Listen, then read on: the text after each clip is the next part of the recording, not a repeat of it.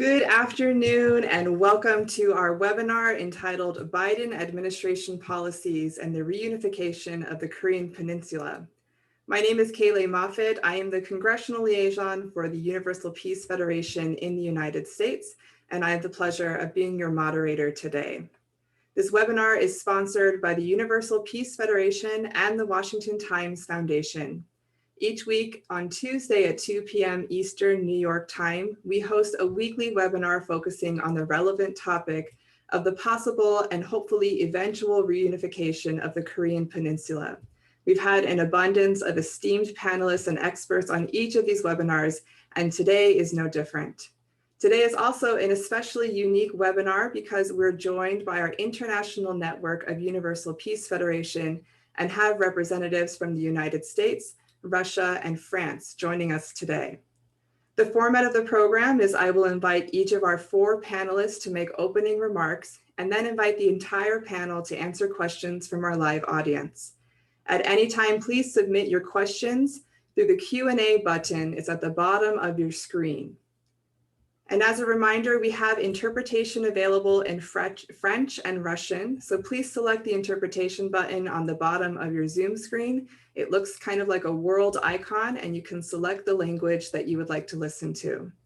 This has been a great team effort crossing national borders and cultural boundaries. So I want to thank our teams for creating this webinar together. And I look forward to the content that will be shared here today. So with that, I'd like to welcome our first panelist, which is Honorable Dan Burton. He was a member of the U.S. House of Representatives from 1983 to 2013.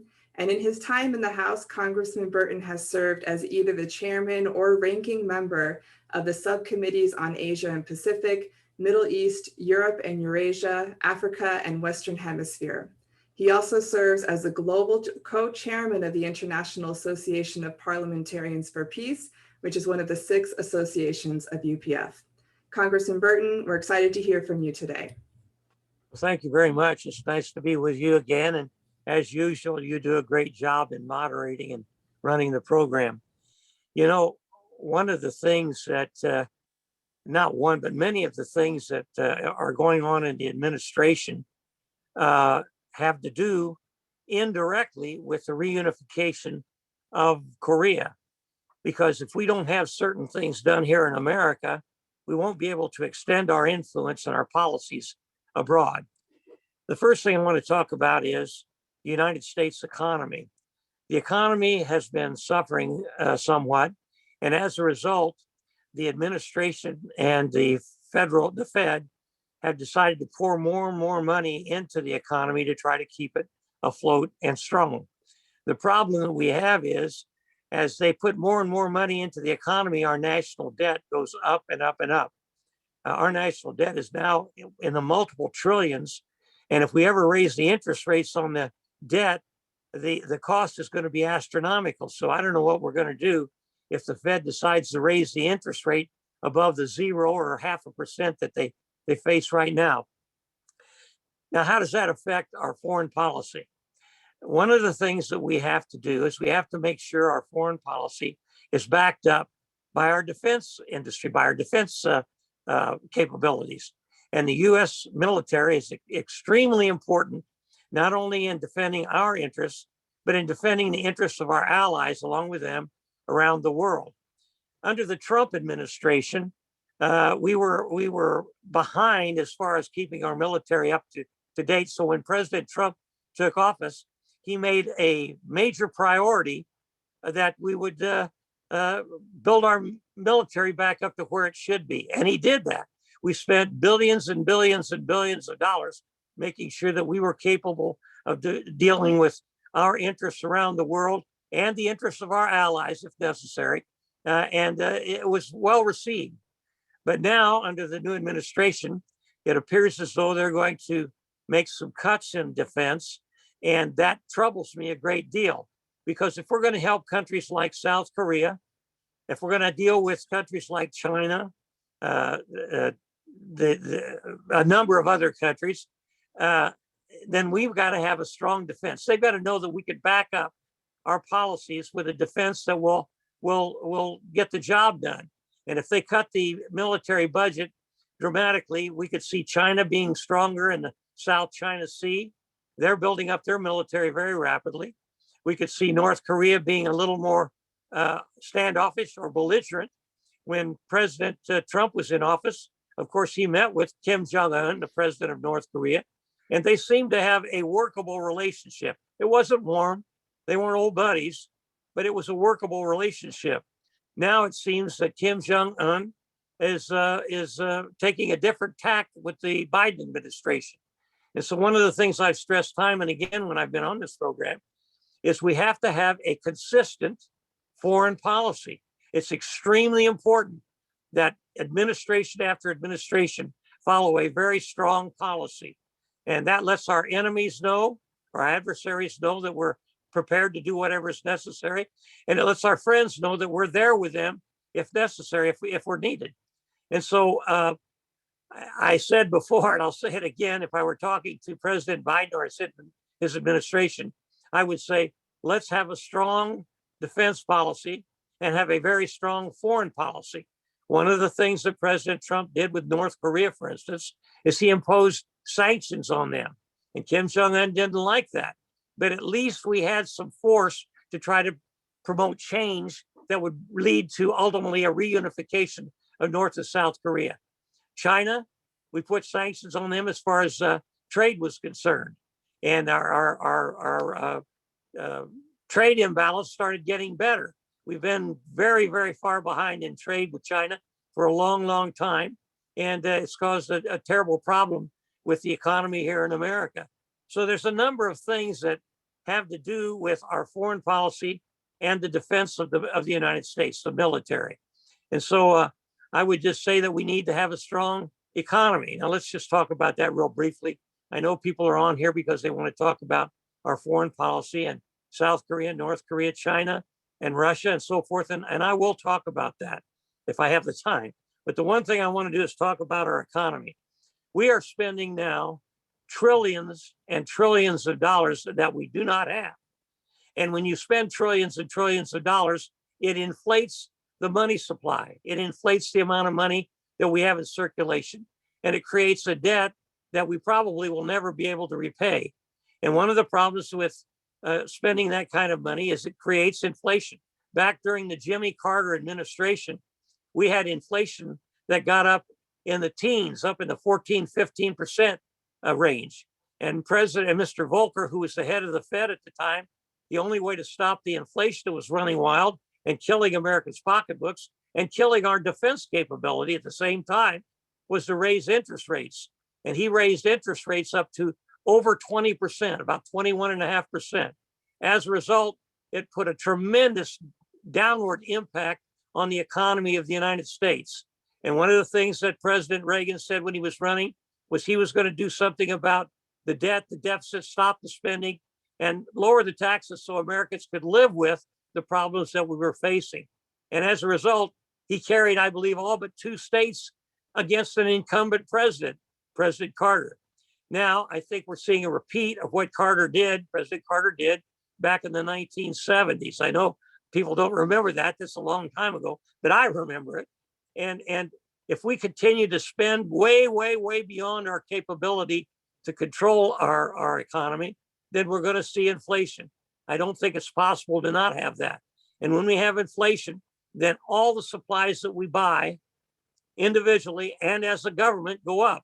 For instance, if we have to buy more fighter aircraft, the cost of that to our suppliers is going to go up.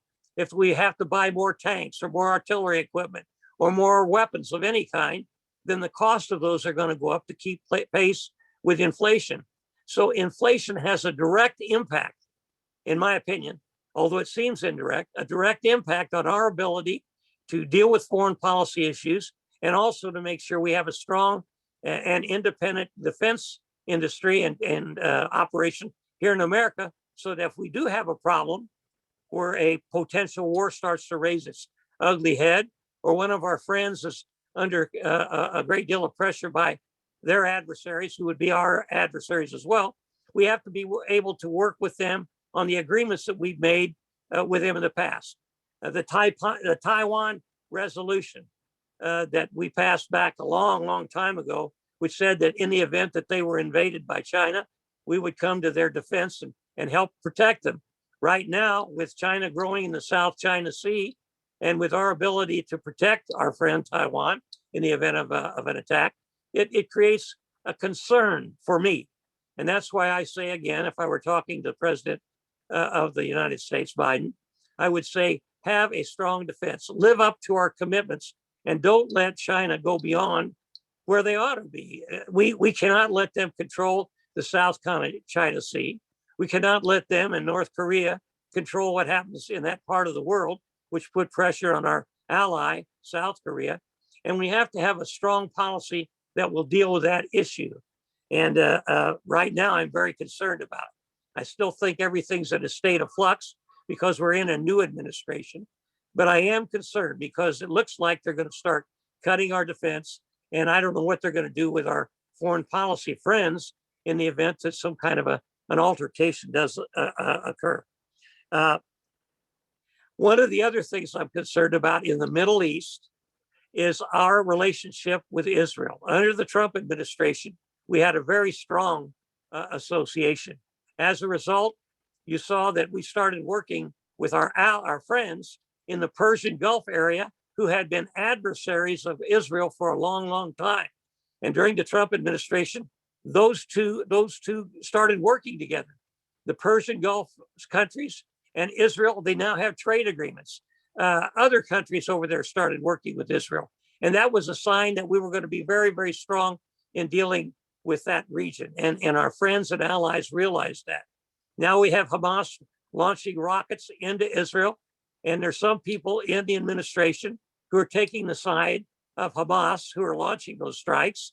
And Israel is not starting that altercation. It's Hamas. And so we have to be strong in our defense and friendship with Israel and let Hamas know that they're not going to be successful in defeating and destroying Israel by doing what they're doing right now, because we will, if necessary, support our friend Israel. Now, dealing with Russia. Russia is a thing that is of great concern to me right now because we're now in the computer age, in the internet age. And we have seen severe hacking from people in Russia that have caused disruptions in our oil industry and in food industry as well. And we cannot tolerate that. Now, when President Carter met with Putin, I'm not sure what he discussed, but it should have been one of the top issues, saying that President Putin in Russia should put messages out to those who would be hacking into the United States systems or any other systems in the world, that we're not going to tolerate that, and that we will take steps, not a war, but we will take steps to deal with that in a very strong way. And there's a lot of things we could do. We could do it economically. We could do it through the banking system. We could do it through a lot of different systems in the world. And President Putin needs to know that if this hacking continues and endangers the United States, then we're going to do something seriously about it. Now, another thing that concerns me is the electric grid here in the United States. If this hacking takes place from Russia, China, or any place else in the world, it could conceivably upset our electrical grid system.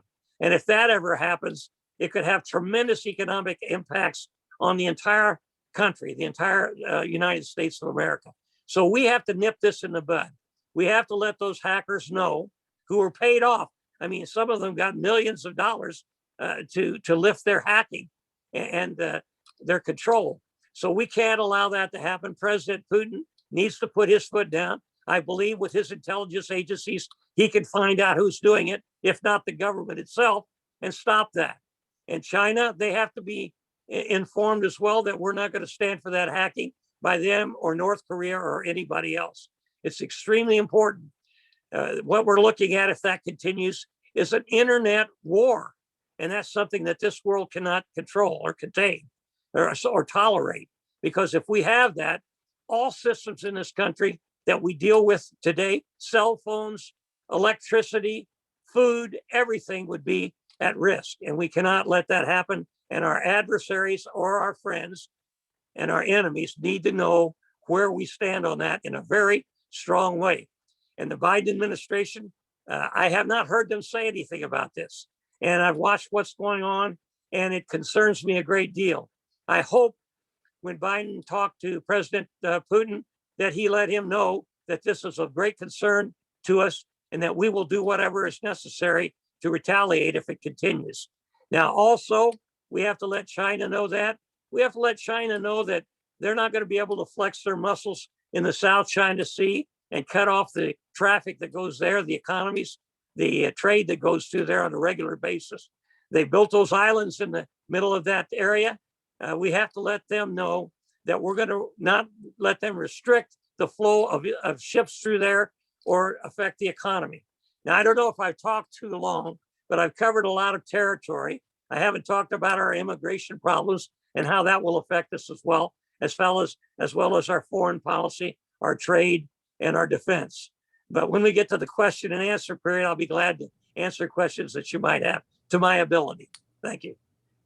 Thank you so much, Congressman Burton. Your experience on so many subcommittees is invaluable to this conversation, and you brought up many concerns regarding defense and foreign policy moving forward under the Biden administration. So thank you for your remarks. We're going to invite our next panelist, who's going to be Mr. Harry Kazianis, also from the United States. He's the Senior Director of Korean Studies at the Center for the National Interest.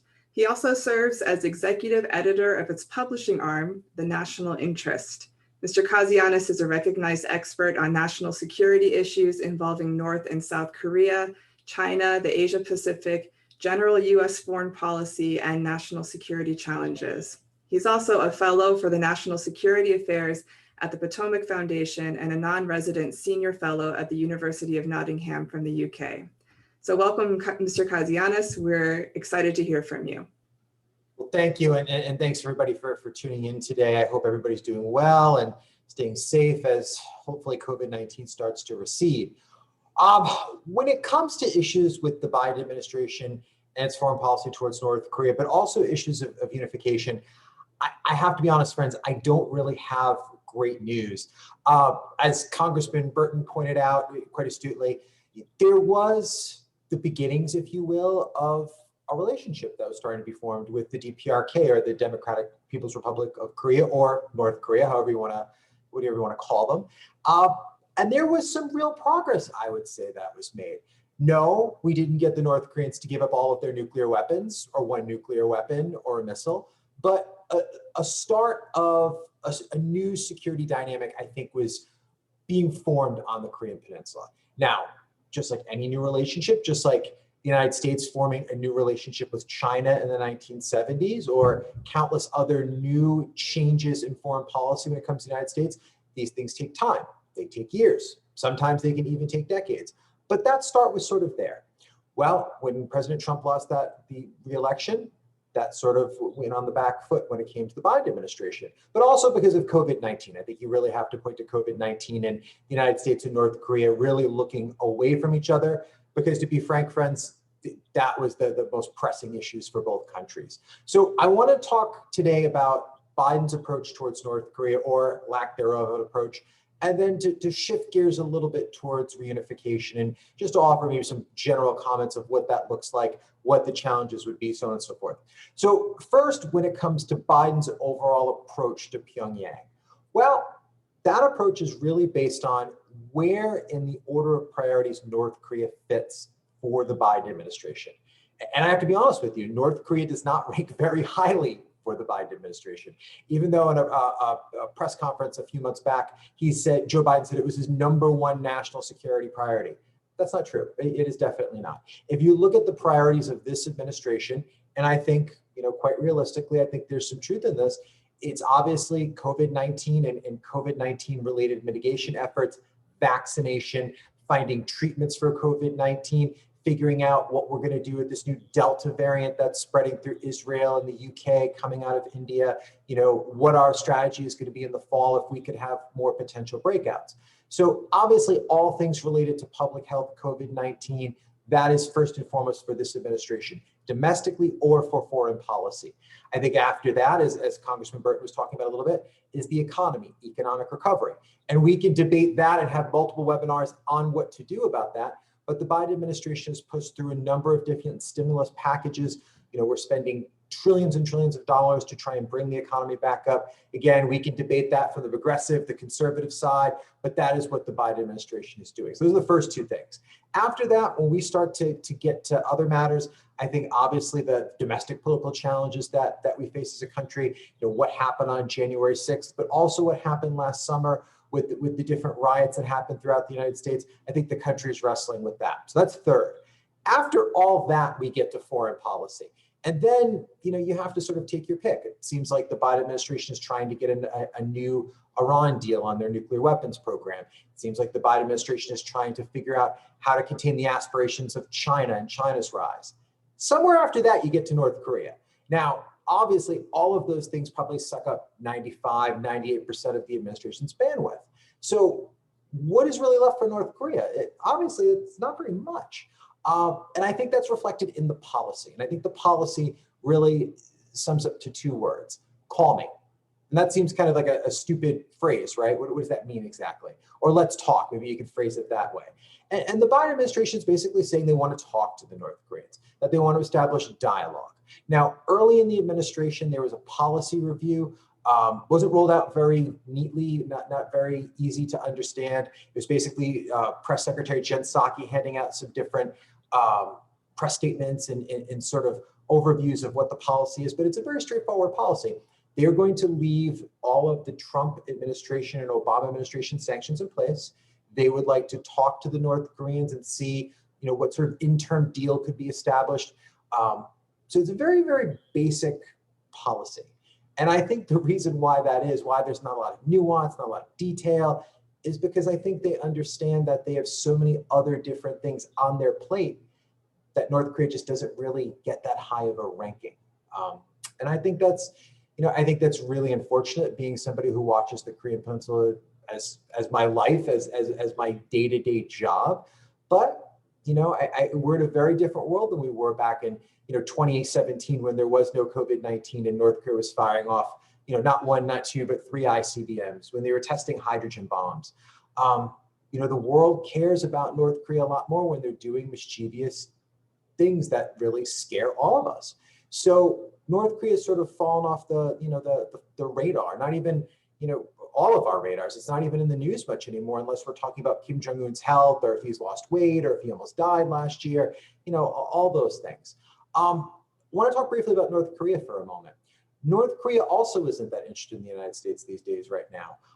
I know the Biden administration is eager to talk to North Korea to figure out some sort of path forward, but I think for the North Koreans, they have a lot of other more pressing issues right now. North Korea for the last few years has suffered from food insecurity issues, not starving or a food crisis, as Kim Jong-un called it just recently, but for the last few years, that has been a problem.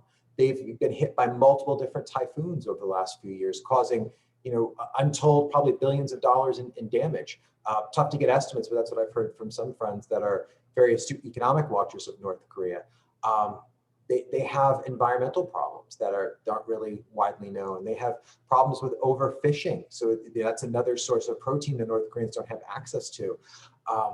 Their healthcare system is atrocious. And this is one of the reasons why they had to lock down over COVID-19, why their economy has lost something like 7 or 8% of their GDP last year, essentially putting North Korea in an economic depression. So for North Korea, they're not that interested in the United States right now. They're interested in survival. I think in the months and years to come, they will start to reopen their economy. But I think it's an open question of how stable North Korea is. I know this is something that can be debated very widely, but any country that faces these amount of problems, and I didn't even talk about sanctions. Obviously, sanctions are a huge problem for North Korea as well. All of these things, when you put them together and sort of spin them in a political blender, if you will, they all create tremendous pressure on the regime. And it also, I'm sure, creates doubts in the 500,000 or 600,000, party elites in Pyongyang that actually do the day-to-day job of running that country, of whether, long-term this regime can survive. So I think it's clear, when we talk about the Biden administration's policy, in some respects, it's based on realism, because they understand that North Korea doesn't really want to engage right now. It has a lot of other things on its plate, but so does Joe Biden. So I think that's reflected in that policy. Also, just to quickly, I would add that the Biden administration, this is a young administration, and any young administration is looking for wins. They're looking for things to solidify their legitimacy, their place in history, and also win the 2022 midterms and win a second term. For them, North Korea is none of those things. It's fraught with risk. It's fraught with challenges. Let's face it, the North Koreans have broken pretty much every agreement they've ever signed on to. So for them, they understand that putting a lot of political capital into a North Korea deal is not something that they want to do. They don't want to have, hawkish Democrats coming after them. They don't want neoconservative Republicans attacking them. There's no big constituency, unfortunately, maybe besides us or some of the people on this webinar today, for a deal on Korea. It's just not in the cards. It's not as sexy as infrastructure or whatever the political landscape fits today for major political wins. So I'll stop there when it comes to the Joe Biden administration on policies on North Korea. Let me just talk briefly about reunification, because this is a big topic. I do believe in my heart that the Korean peoples will reunite. I don't think it's going to happen today. I don't think it's going to happen tomorrow. I think it'll be an event that'll be very sudden. I think it'll happen more than likely due to the Kim family regime collapsing in some way. It's hard to tell what exactly that will be. I know this from studying North Korea for over a decade now. The Kim regime is not something that is reformable. A lot of people talk about the Kim regime, North Korea as it is today, as a system that could be updated. Maybe economic reform can transform it into some sort of Chinese Communist Party type system, or maybe something like Vietnam. You hear that a lot all the time. I have to be honest, I do not think so. And the reason I say that is the system is so Stalinist, so control orientated, much more so than I think Maoist China was in the 1970s, that I think once the North Korean people start to taste real freedom, real economic freedom, maybe a little touch of political freedom, and once real North Koreans start engaging more and more with the outside world, I think they're going to realize how bad off they have it in North Korea. And I think also you really would need to watch those 500 to 600,000 real party cadres in Pyongyang that run the country. They're the ones who keep the Kim family intact and in power. Once they really start to understand that maybe their lot in life would be better by joining the democracies of the world, or at least a better form of government that doesn't treat all 25 million North Koreans as essentially slaves, that is, I think, when you could see the regime fall apart. Now, when the regime does fall apart, like I said, I think it'll be sudden, and I think it will be the greatest international crisis we face today, maybe even greater than COVID-19. I think that's possible. If it's a messy sort of collapse of North Korea, there's a lot of problems that would happen. First, we have to figure out how we'd secure all of the nuclear warheads, all the ICBMs. North Korea might have enough fissile material for 60 or 70 nuclear weapons. Where is all that? We'd have to figure that out. We don't want that falling in the hands of ISIS or some other group or a state actor. We don't want that. We're going to have to secure all of North Korea's chemical weapons, biological weapons. God forbid we don't want anthrax running around. We're going to have to figure that out. We're going to have to secure the thousands of scientists that make up those chemical, biological, nuclear programs. We don't want them going to ISIS or something like that. So that's just step one. From there, we're going to figure out how North Korea is going to be rebuilt. And I'm not talking economically. That'll cost trillions of dollars. There's no doubt there. But how do we rebuild that society? How do you reintegrate that into a South Korea that is the pinnacle of a 21st century lifestyle? They build some of the most technological marvels this world's seen. They have companies like Samsung, LG, Hyundai, Kia. The average North Korean can't dream of those type of things. So the challenges of that reunification are going to be intense. I touched briefly on the economics of it. Like I said, it would cost trillions of dollars to rebuild North Korea. There's very little infrastructure. Most of the roads are dirt. Plumbing is a luxury. Food is a luxury in North Korea. If the regime collapsed, there's private markets in North Korea, and quite a bit of private markets to give food to the population, because the public food domain that the North Korean government used to give out a lot of food is broken down. but there would be food shortages. We would have to figure out how to ensure the nutritional daily needs of 25 million North Koreans. So that's just the tip of the iceberg. That could be a 3-hour lecture, but those are the challenges that we would face when it comes to bringing North Korea into the modern world. It would take decades. It would take trillions of dollars. I know there's going to be a lot of my conservative friends won't like this, but I'm sure the American taxpayer would probably pay some of that. It's probably in our interest to do so because we do not want to have a destabilized Korean Peninsula. I think that would be bad. We also don't want to see Chinese influence there. So I think for now, I just will close by saying this.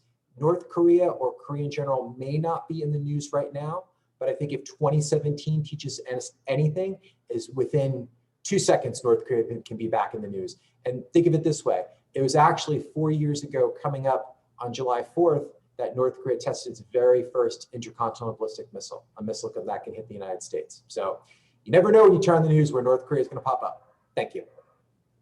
Thank you, Mr. Kazianis. Some really interesting points there, especially about the possible reunification of the Korean Peninsula and what might cause that and what would be the effects of that worldwide. And echoing the thoughts that at this time, the priority of the Biden administration is not on the Korean Peninsula and North Korea is not so interested. They've got their own things going on right now. So thank you for those very interesting comments and points. I'd like to welcome our next panelist, who is Dr. Barthelemy Courmont. He's the Senior Research Fellow at the Institute of International and Strategic Relations from France. His fields of studies cover political and strategic issues in Northeast Asia, China as a great power, the US foreign policy, nuclear issues, and new threats. He's also an assistant professor at the History Department at the Catholic University in Lille and the Associate Director of Security and Defense at the Raoul Dandurand Chair in Strategic and Diplomatic Studies in Montreal. Welcome, Dr. Courmont. The floor is yours. Thank you, Kaeleigh. Thank you very much for this invitation at the UPF United States. It's actually not the first time I'm given this opportunity to exchange with distinguished scholars through the UPF. So it's really a pleasure to be back and give you my thoughts about this Korean issue and the Biden administration and what it changes, basically. So let me give you maybe a European perspective based on the recent meetings between Joe Biden and European leaders, and also the limits or the problems that it will have to face when it comes to the Korean Peninsula. I was, of course, very interested by the recent tour that Joe Biden made to Europe, and also the visit he had with the Korean President Moon Jae-in and the Japanese Prime Minister Suga Yoshihide. When he encountered these leaders, these world leaders, we have somehow seen a new face of the United States, or at least pretendedly a new face of the United States, if I may. What I mean here is that we saw lots of smiles, good intentions, lots of promises when it comes to multilateralism, for instance. But at the end, we also saw the limits of this administration. And at the same time, we saw the different understandings that we may have when it comes to solving particular issues. So I won't mention here the various, if not multiple, disagreements that we do have between Europeans and Americans when it comes to NATO, when it comes to the Middle East, when it comes to Afghanistan, for instance. And let's focus on the Korean Peninsula in particular, which I believe is particularly interesting. Lots of promises and good intentions, as I've said. First, when it comes to this idea of denuclearization of the Korean Peninsula. Yes, it sounds great. And I do agree with this excellent prospect, and I believe we all do. But is it possible? Is it feasible? And is it something that we can reach within this administration and therefore within the next 4 years? Unfortunately, don't think so. I think it will be more than difficult, not only because of North Korea, but also because of other actors in the region, China in particular. And also because of the fact that, as Harry just mentioned, North Korea doesn't have much interest in the United States. North Korea has interest in survival.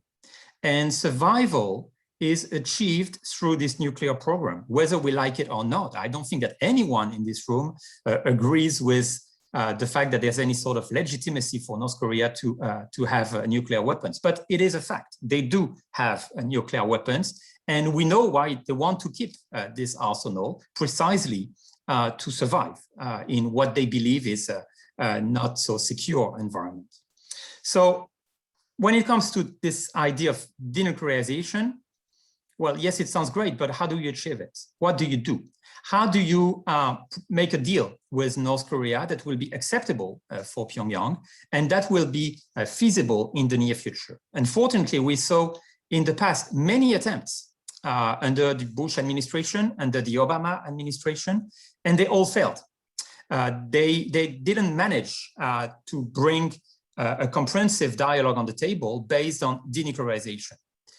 What was interesting under the Trump administration has been actually very much criticized here in Europe, but I was among those who were not so critical about it, to be honest. The fact that Donald Trump didn't, let's say, give too much interest in the nuclear program of North Korea. That was not the absolute priority. The priority was the dialogue. So yes, we may criticize Donald Trump for meeting on 3 occasions Kim Jong-un without a very clear agenda about what should be done in that region. But at least they met, and they managed to build a solid relationship. And that relationship was perhaps the prelude to something far more interesting, and perhaps even more interesting than denuclearization itself. I call it the implementation of peace in the Korean Peninsula. And there were some progresses being made there, and I will later talk about the inter-Korean relation and what it means when it comes to the perception for South Koreans in particular. But what was interesting under this Trump administration is the fact that by completely changing the paradigm of how to deal with North Korea, there were some significant progresses. And what I have seen in the past few months under the Biden administration is what I may call the demolition of these progresses. There is absolutely no way we can expect the US president to meet the North Korean leader in the next 3 years. It won't happen, unfortunately. There's no way we can expect a solid dialogue taking place based on the implementation of peace. And we had already all our answers when it comes to the orientations of the Biden administration in the region. The focus on nuclear issues and denuclearization of Korea, yes, it's good, but what do we do when it doesn't work? And unfortunately, there's no plan B, or there's no other way to encounter with North Korea in this prospect. So that's a major problem. And that's a problem that, unfortunately, the nomination of Kurt Campbell, for instance, dealing with the so-called Indo-Pacific region, is not going to solve.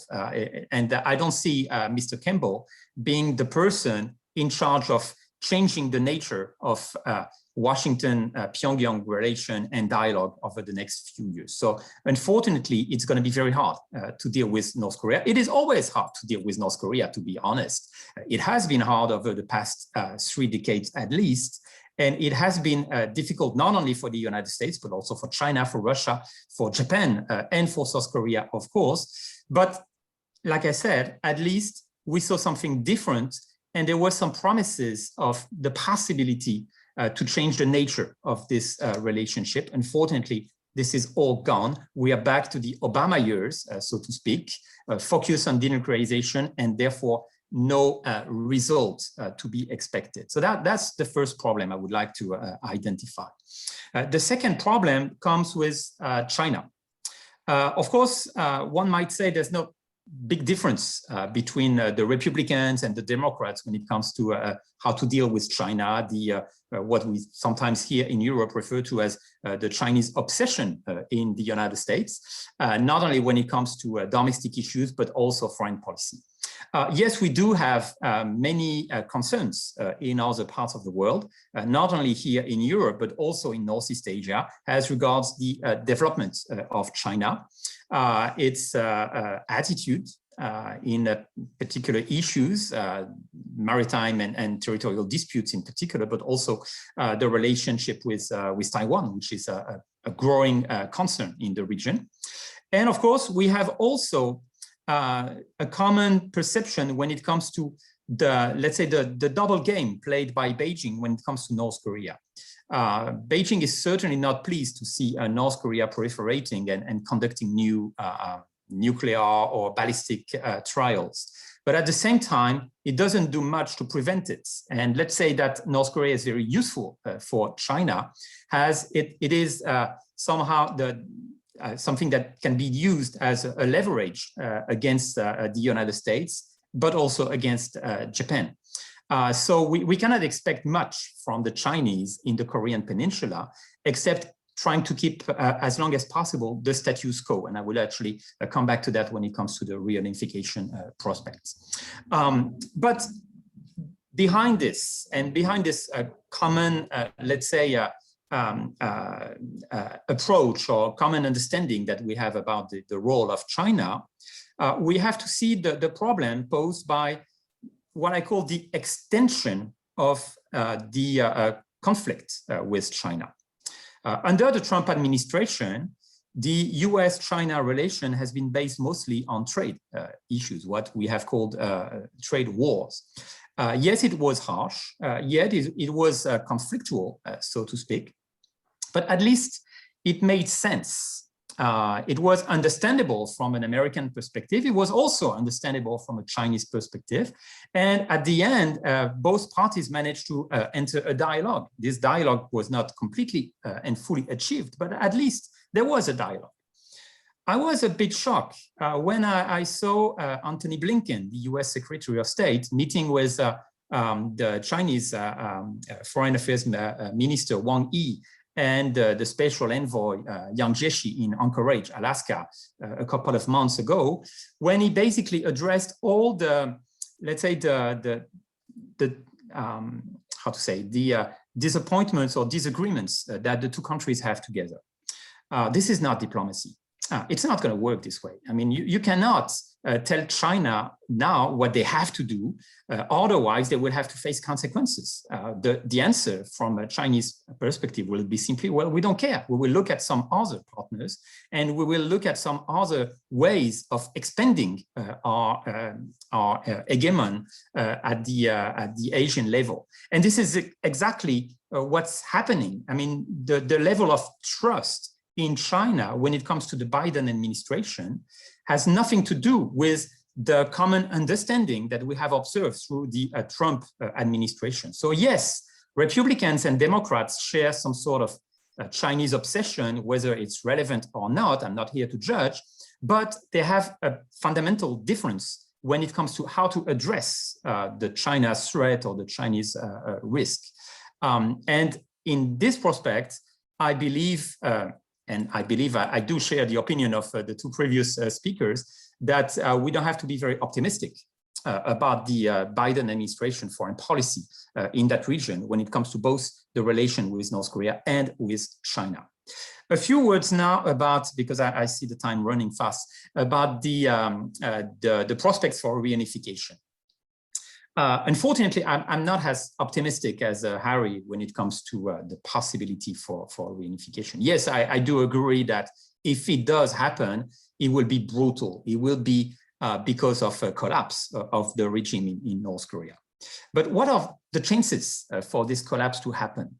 Not only that the regime and the Workers' Party is extremely well structured and they are basically used to navigate in very difficult waters. They have been surviving in very difficult periods in the past few decades. So the level of hope is a bit reduced. But also, they have a potential support, China.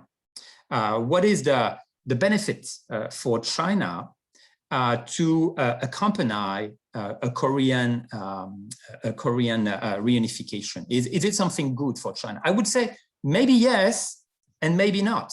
So we are not certain about it. Let's say that China will agree for a Korean reunification at the condition that there is some very big interest for Beijing. The interest can be economic, the interest can be strategic. For instance, the US military presence in the peninsula. The interest can be also a very strong, solid relationship with a reunified Korea. But of course, we don't have any guarantee for that. It doesn't only depend on China, it depends on North Korea, it depends also on South Korea. And therefore, I am not sure that if we see some, let's say, signs of a potential collapse in North Korea, that China will accompany it and, let's say, let it happen. I'm not so certain about it. I think, to the contrary, that China is very satisfied with the current status quo, and therefore will try to keep North Korea alive as long as possible. The other problem is, of course, when it comes to South Korea itself. Is South Korea ready to engage with North Korea when it comes to a reunification prospect? Well, the past few years have proven that it's not so much something that we may call popular in the South Korean society. Yes, the South Koreans want to have peace with North Korea. And that's why Moon Jae-in's approach has been very much approved by the public opinion as early as 2018, when he was actually the first one to engage with North Korea. But when it comes to the prospect for reunification, not only the economic costs, which is, we know, enormous, and South Korea will be very isolated to carry that very heavy weight, but also the political consequences. Absorbing a country of 25 million inhabitants with indeed absolutely no legacy when it comes to democratic judgment or any sort of public opinion expression will be very hard. And it may shaken South Korea or a reunified Korea. And I remember when I was a professor in Korea a few years ago, prior to my position here in France, I used to teach on the reunification, the inter-Korean relation and the prospects for reunification. And one of my games was just to ask my students, my South Korea students, what do you think about it? Are you ready to meet the North Koreans? And their answer was very interesting. They first said, well, of course, they are our brothers, so we want reunification with them. And we hope that sooner or later it will happen. And we hope, of course, it will happen peacefully without a new conflict. But then they say, well, then what? Fine. Once we celebrate and once we finish having this moment between our two countries, what do we do? Are we ready to consider the North Koreans as equals? Are we ready to spend a lot of money for the North Koreans when it comes to investment in the infrastructures, for instance? Are we ready to consider that our political spectrum will be completely changed because these guys will have the right to vote and express their opinion and perhaps to change the nature and the content of our current political parties? And when it comes to all these questions, the answer was pretty much, well, we would love to, but we don't want to. Or we are not ready for it, at least at the moment. And I think this tells a lot about the reality of the relation between the two Koreas. So, as I said, unfortunately, I would not be as optimistic when it comes to the prospect for reunification.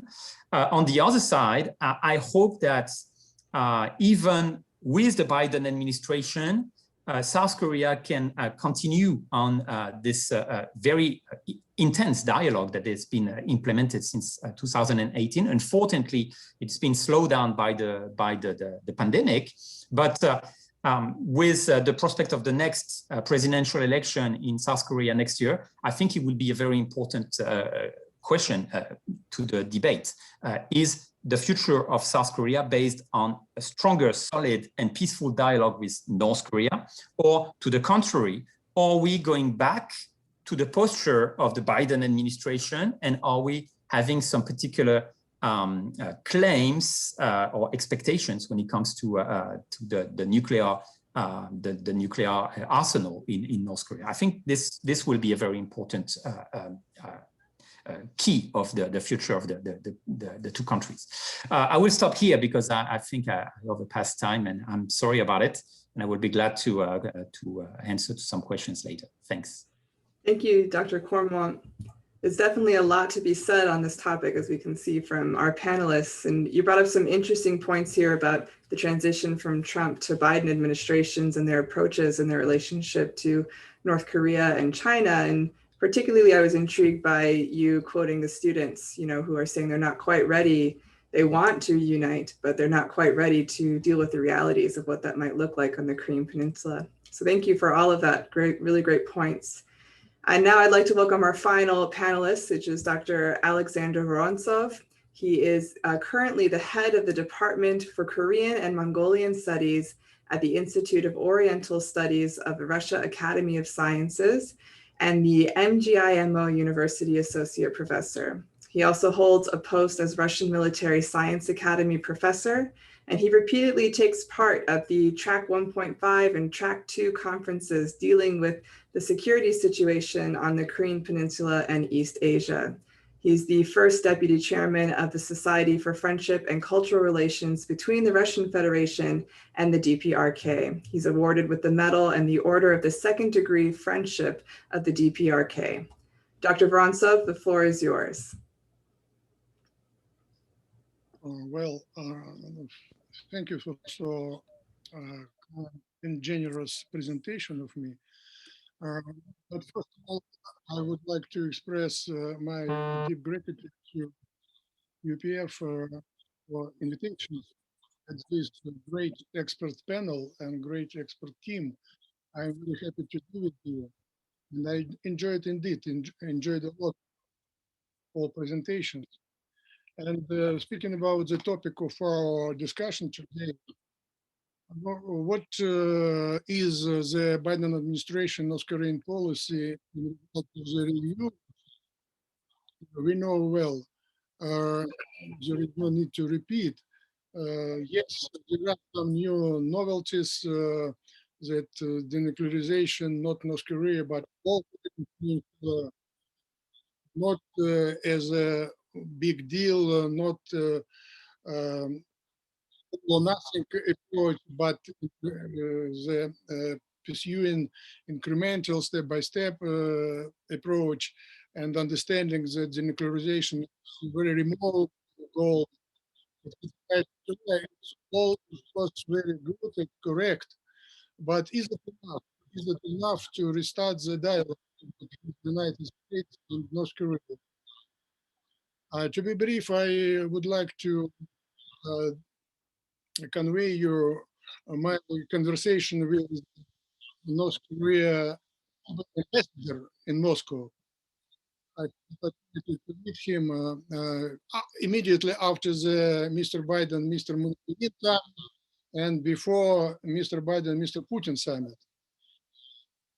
And answering my question, Mr. Ambassador answered that until now, all signals which we received from Washington, I asked him, maybe we have some internal channel of communication. Maybe you know more than we about the new foreign policy of Biden administration. He said no. And what signal we have for today is only a symbolic gesture, no more. And he repeat, of course, reiterate the standard traditional statement that to be the new type of relation between the United States and North Korea totally depends on the US. If the US will be able to reject the hostile policy, it will be progress. If not, no, what Mr. Kim Jong-un told in recently, yes, in the third plan of the Committee of Labour Party, that we should be prepared for dialogue and for confrontation was no, it's tradition. But what Mr. Ambassador told interesting that of course we learn very carefully all signals, all signs from on the side. And from this point of view, we will look very attentively. It was before Mr. Biden, Mr. Putin summit. How Biden-Putin summit will be conducted. We will learn it very carefully. Everything, not only agenda of the summit, but the modern spirit of the summit, the wording, the all details. And for us, for North Koreans, it would be some kind of test of Mr. Biden intention seriousness. How much new Biden administration is ready to deal with opponents, with opposite sides, with our criticizers. And we will derive the conclusion for ourselves from this Mr. Biden's Putin summit. And the question is, the both sides, of course, now from my point, not only my point of view, many experts also express this assessment that also both sides is playing some kind of game. They're waiting for first step from another side, but at the same time, they are not ready to do the first step, practical step. But the practical step is extremely important to do or not to do the substantial dialogue. North Korea side continue to repeat that they did already unilateral concession. They passed their part of the way. No, they remind that they unilaterally destroyed the nuclear test site, closed the missile side. They did something before Hanoi meeting. They take some practical steps from American side. At the same time, the American side told, "Oh, we appointed Mr. Kim Song as a special envoy for North Korea. It's good jest to North Korea." Maybe it's good jest, but North Koreans are pointed that, look, Mr. Kim Song is a very, very experienced diplomat, deeply involved in Korean subject, but he continues to be the ambassador in Indonesia. It's half-party job for him, North Korea. Is it the new approach of the Biden administration or not? It's question. And coming back for the unification, extremely important subject, and I enjoyed very much some observation which was made today in our discussion. No, first, to speak, to think, to hope, unification, it's elementary, very simple. As a first step, the inter-Korean communication, inter-Korean should be restarted. For today, there is no inter-Korean cooperation. This administration repeats that they tried a lot to restart it, but North Korea reluctant. But at the same time, also, they complain many times that the Trump administration stopped any attempt of Seoul to conduct some kind of practical, small practical steps in area of economic cooperation. Maximum pressure forever, its approach. No $1 should be reached North Korea. And all attempts to restart cooperation failed because of this approach. Will Biden administration will be able to change this approach, to allow South Korea administration to do something, to realize, as we know, North Korea disappointed strongly. We told the South Korean counterparts, okay, we told a lot of excellent words, a lot of promises, a lot of smiles, everything, but no one practical deal. It's a problem, practical deal. And I think it's also very important, of course, for US-North Korea relation and North Korea-South Korea relations, practical deal. Will they appear or not?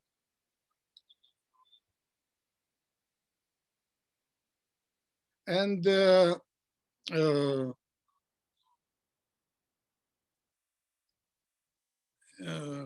when we speak about the denuclearization, of course, it's very, very important. Nobody knows achievable or not goals. But what we can tell for today, that thanks to Trump, what was told today, administration efforts, some modest but practical progress was achieved. And we, Russia, also satisfied, more or less, but satisfied with the present situation on Korean Peninsula. It's relatively stable and calm situation. Both sides achieved some modus vivendi, yes?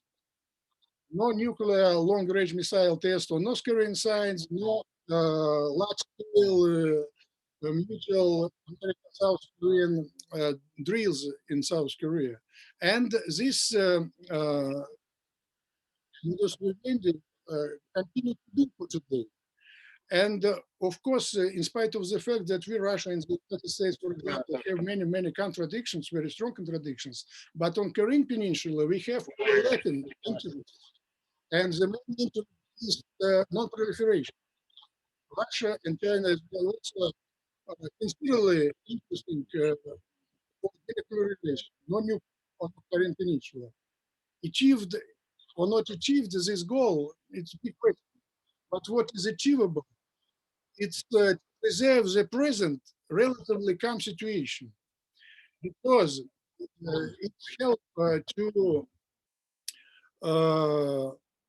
keep North Korea from further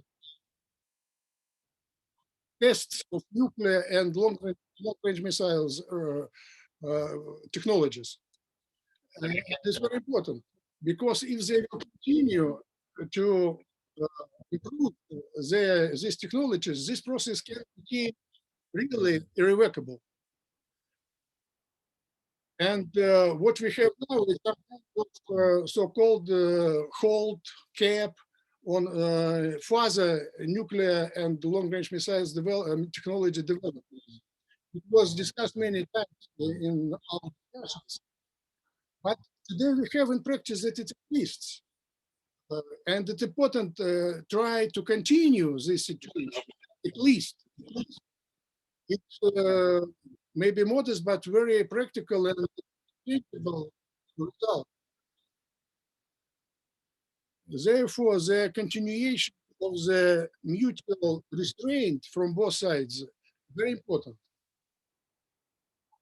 And when we speak about unification, what I have heard now from our esteemed colleagues, I enjoyed, I repeat once again, the presentation.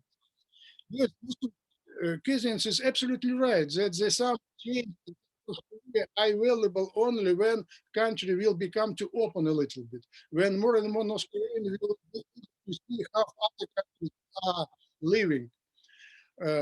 But what we have in practice we have that United States first, they try to isolate North Korea,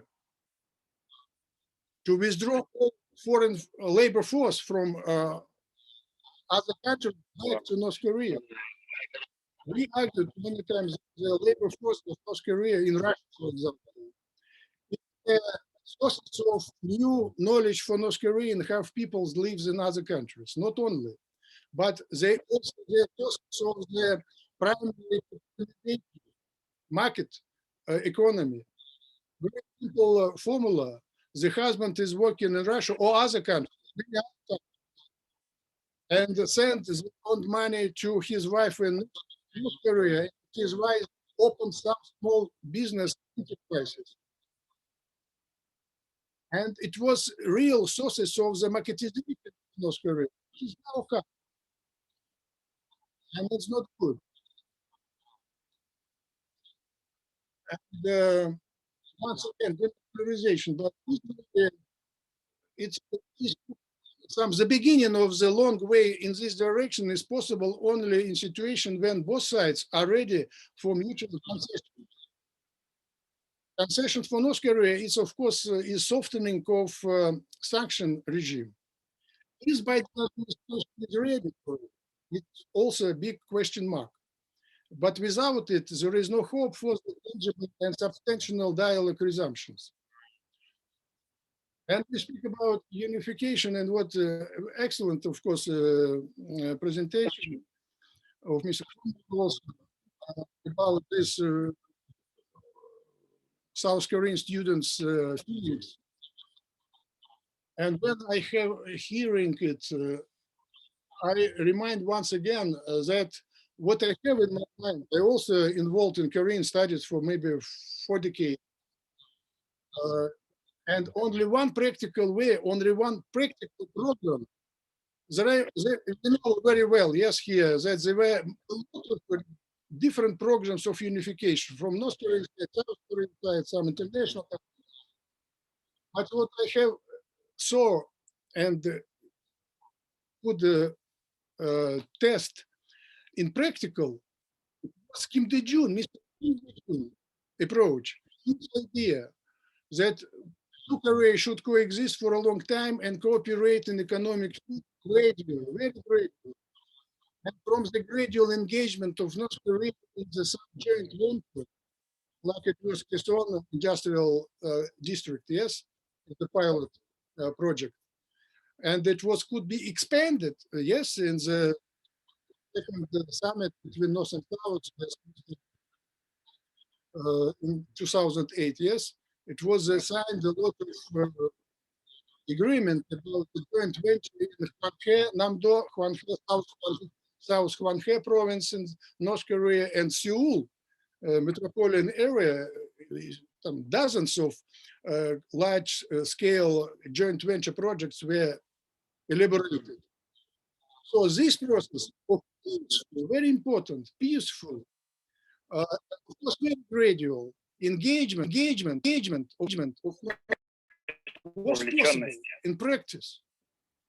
I have no any other practical idea how to engage, how to collaborate, how to move to the real practical unification.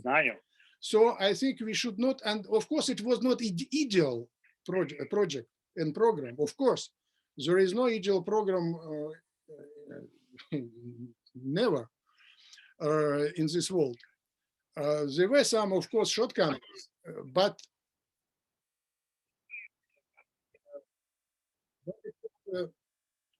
I think good idea which we should not underestimate and we should not forget.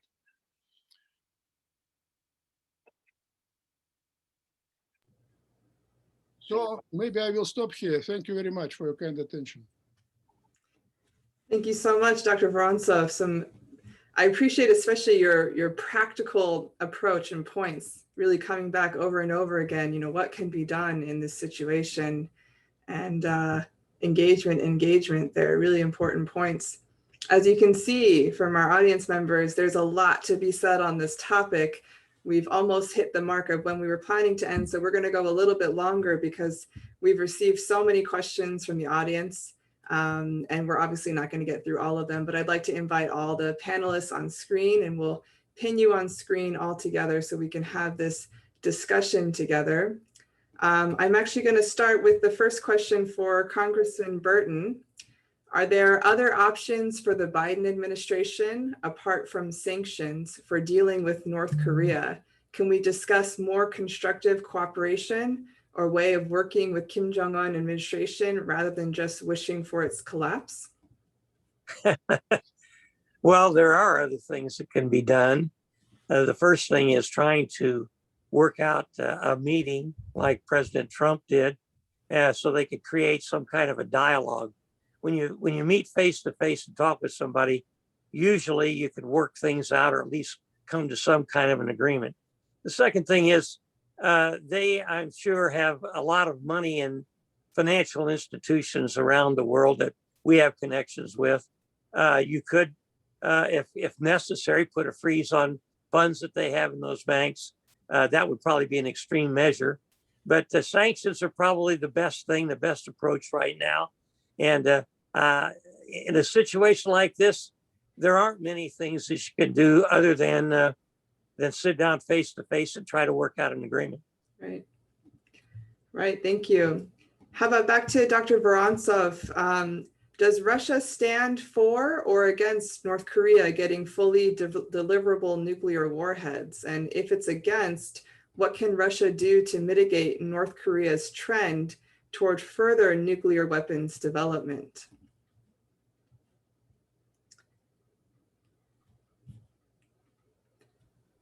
That was to you, Dr. Vorontsov.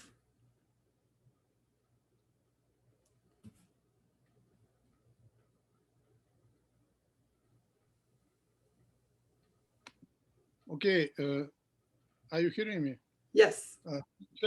Yeah, very good question. Yeah, no, position of Russia is the Russian strategic interest on Korean Peninsula is peace and stability first.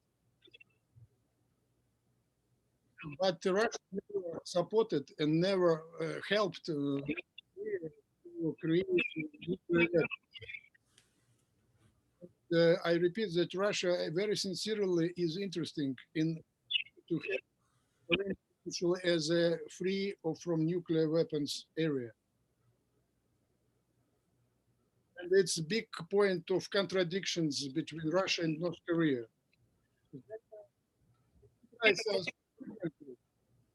They ask us why you are criticized, why you are asked for our development of similar situation. You, Russia, is under American sanctions. We, North Korea, are also under American sanctions. We are increasing your defense capability. We are also need to increase our defense capability. And it's right. But why we criticize us, America, I'm sorry, North Korea, for what you are doing by yourself, Russia? One North Korean diplomat, for example, after the deployment of Iskander missiles in Kaliningrad area, in the discussion from this. I visited Russia a few times, but I never was in Kaliningrad area. I want to visit the area very, very much. By my own eyes, how Russia increases their defense capability in this area by deploying the missiles. They are creative.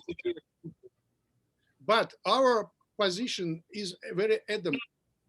We are one of the depository of the Non-Proliferation Treaty. And because it's very important, we sincerely very much interested in and continuation of global non-proliferation regime. And we also understand very well that nuclear weapons in North Korea is a real fact. But we are on position not to recognize the nuclear status of North Korea, because we also understand that if the international community will recognize, it's reality, it's very strong dialogue. To not recognize reality. The nuclear domino process will be difficult to stop. Therefore, Russia, of course, strong and in the same position in the United States with other Security Council permanent members, not to approve, not to permit the nuclear status and nuclear weapons in North Korea, but how to destroy, how to eliminate nuclear weapons in North Korea. It's very efficient. Only by diplomatic way. So, of course, I know that there are skeptics, of course, in all capitals, including Washington, about the possibility to terrorize North Korea, but diplomacy means dialogue is better. It's very right approach. So the resumption of dialogue, exchange of maybe appearance of some creative ideas, how to engage. It's only possible in the process of therefore, supports diplomatic efforts to engage North Korea in this dialogue. But it's not easy, of course, especially in this COVID era, and they were not forever. We should try. Right. Thank you. Yeah, thank you, Dr. Vorontsov. Dr. Courmont, was that you raising your hand to comment on this? Yes, absolutely. Actually, it was a comment on the first question addressed to Congressman Burton on the sanctions policy. I do agree with the fact that there's no real alternative to sanctions. And on top of that, the sanctions are very much legitimate considering the nature of the North Korean regimes and the pressure it makes on its own population. So yes, we do have to keep a very strong and comprehensive sanctions policy, which includes the participation of all, let's say, contributors, including China. So we have to make sure that China plays the game right, otherwise it's useless. The question, however, is what is it for? Why do we need the sanctions against Korea? If it is just aimed at sanctioning a regime because we don't like it, and no one likes the North Korean regime here, I assume, it won't work. It won't be efficient because this regime has learned how to survive even with very heavy sanctions. If the condition is a denuclearization, it won't work either. It actually failed in the past 2 decades. We tried to implement new sanctions in order to reverse the nuclear policy of North Korea. And to the contrary, it pushed North Korea to the direction of gaining a stronger arsenal. But if we consider that the sanctions can be used in order to negotiate with this country at the condition, and this is of course something I believe we all agree here, that we maintain a dialogue, that we don't cut the dialogue. And unfortunately, the Biden administration seems to be cutting the dialogue.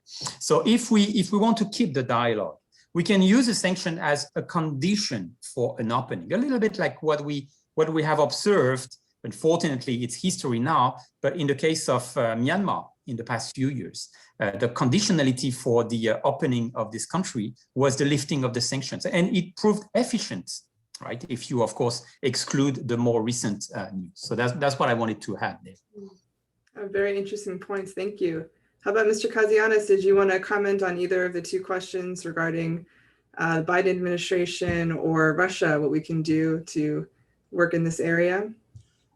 Maybe just a general observation. This is something I've talked about in other UPF forums. Here in the United States, I think that the North Korea issue has sort of been poisoned by the fact of, nuclear weapons. We hear about a country like North Korea having nuclear weapons, and at least here in the United States, when you go back to 2017, people here were just shocked. There was a narrative I hear that I think people forgot that North Korea had been testing nuclear weapons for quite a few years. They had been slowly building up this capability. I think if you really want to have some sort of transformative relationship with North Korea, and I think you really have to change what your goal is. And I think for me, I'll never accept North Korea as a nuclear weapon state, but I think we do have to accept that they have nuclear weapons. It doesn't mean you accept that, but it means that you acknowledge reality. And I think if we start to acknowledge that reality, even though if we don't like that reality, I think you can start to figure out what a reasonable posture towards North Korea would be. And I think some of the panelists have sort of talked about this a little bit, and that's creating the foundations of a peace regime on the Korean Peninsula, which is something the Moon Jae-in government has talked about. The Trump administration, I think, started maybe coming around to a little bit, but I don't think really fully conceptualized. And I think if you really want to create the conditions where you're not going to have a second Korean War where millions of people would die, where you're not going to have a North Korean regime collapse in that sort of conflict and have all sorts of nasty problems like loose nuclear weapons and those type of things, I think you have to do a few things. And I'll just say this very quickly. I think you need to have a formal declaration ending the Korean War. I think that gives the North Koreans a huge incentive to want to talk to us more, because Kim Jong-un, at the conclusion of that signing, would be able to go back to Pyongyang, look at those hundreds of thousands of party cadres and say, I've done something that my grandfather Kim Il-sung never did, that my father Kim Jong-il never did, and that is the Americans are no longer our enemies. And I think for them, that would be a transformative moment where they would be able to deal some of their nuclear arsenal away. Not all of it, but some of it. And again, just talking quickly about changing our goalposts a little bit, changing our vision of what a relationship with North Korea look like. I think the most important thing that we need to do, ladies and gentlemen, is make damn well sure that the North Koreans aren't so desperate because of sanctions, because of starvation, because of the sanctions they've essentially put on themselves because of COVID-19, that they don't start selling their nuclear technology, especially towards Iran, who they have a very close relationship with and have shared a lot of missile technology, but also sharing nuclear technology. We do not want to get into a situation where it's like the early 1990s, where Soviet scientists are desperate for food and for money, that they start selling that technology. I mean, the North Koreans have ICBM technology. We can debate if that's workable or not, but I think the most important thing right now is to contain the North Korean problem. God forbid we get to a situation where they start handing the Iranians the blueprints for ICBMs or, nuclear, weapons and those type of things. That's not the world we want to live in today. So I think when it comes to North Korea, if we want to have a workable relationship, I think we need to scrap this whole idea of CVID or whatever you want to call it, and start thinking about what the practical solutions are. I know that's not a popular opinion in Washington. Being a conservative, I don't get a lot of points with my conservative friends on that, but I think especially if you want to contain China, which I think is the bigger threat, I think you have to have a more reasonable policy on North Korea. I know that's not probably political reality right now, but I think that's where we're headed. Those are some excellent points, Mr. Kazianis. Thank you. And I get the sense that this panel could go on for another hour, but we're going to try to honor our time here. And I want to invite each of you to make your closing comments just based on this really interesting presentation and discussion that needs to continue, but continue at another time. Congressman Burton, I'm going to come to you. Would you like to share your closing remarks at this time? Yes, I'll be very brief. One of the debates I had during the Reagan administration was a debate with Tom Downey of New York and the future vice president of the United States. And that debate was about the Strategic Defense Initiative. And the Strategic Defense Initiative was called Star Wars, where you would shoot down an incoming missile before it reached its target. And I think that with the scientific knowledge that we have in the world today, especially in the United States, we ought to pursue what President Reagan was working on, a strategic defense initiative, which would make nuclear weapons and the missiles that they would fire at any target obsolete, because you could destroy them before they reach their target. And if you can't reach their target, then they make them obsolete. So that's one of the things we didn't talk about. Nobody's talked about it. But I think the Strategic Defense Initiative needs to be looked at one more time, because so many people are getting these nuclear weapons. Thank you. Thank you, Congressman Burton. How about Dr. Courmont? Well, thank you. A completely different conclusion, perhaps on my side, based on the experience I have shared with you earlier on when it comes to the 3 years I spent in South Korea and this class I had with South Korean students. Very interestingly, the city where I used to live is called Chuncheon.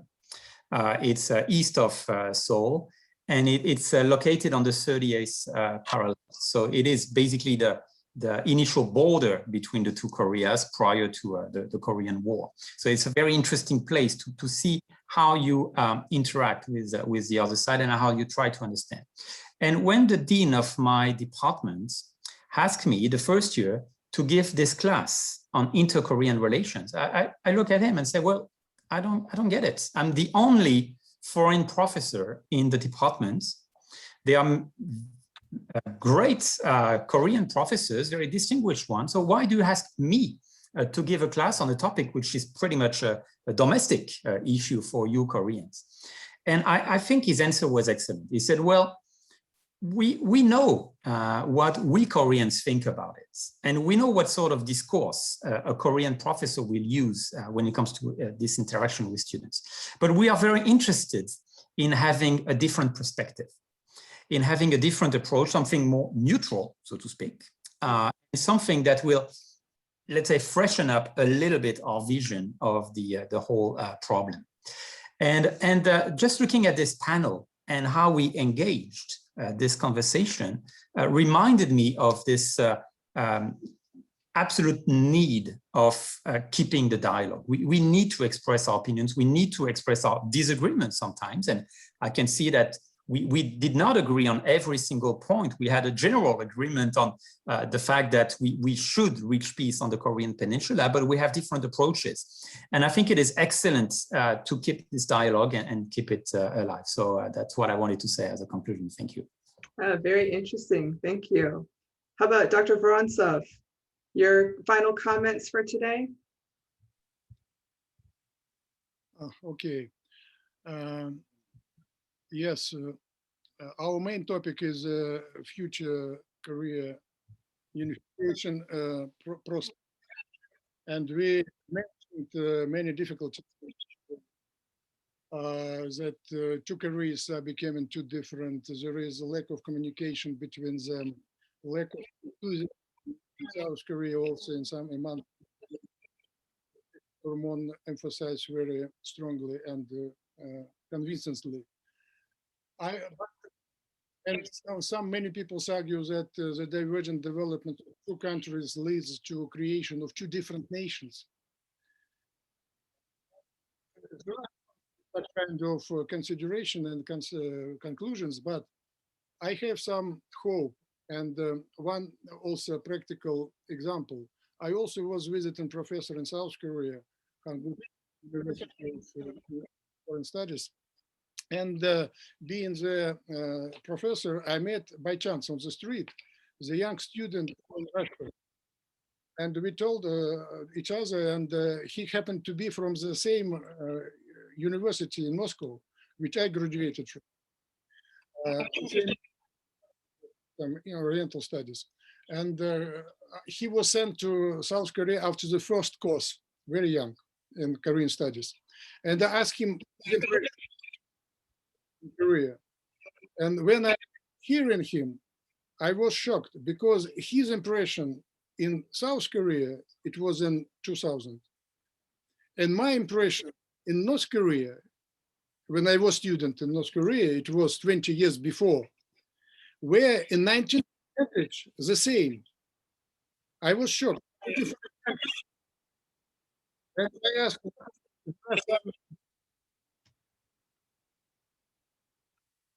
do you have irritation points in your life in South Korea? He told everything is fine, conditions are good, people are kind, but there is strong irritation. I go, what?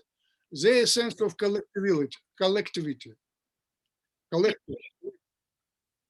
I was surprised. They are not working in France as a regiment in North Korea. Yes.